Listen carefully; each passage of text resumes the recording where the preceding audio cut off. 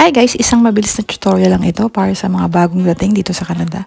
Ganito po ang paggamit ng card dito sa Canada. Pero usually hindi naman lahat ng supermarket ay ganito ang sistema.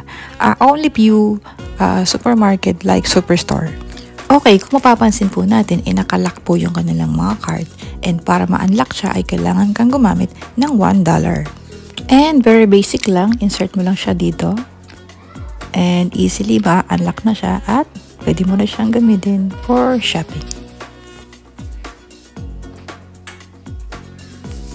At habang nagsha-shopping ka nga, nandito lang yung $1 coin na ito at hindi siya naaalis.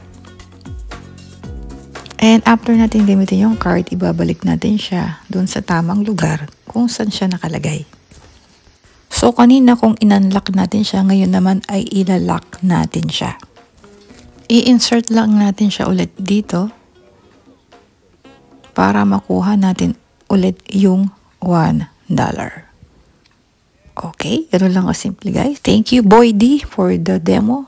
Thank you for watching and see you to the next vlog.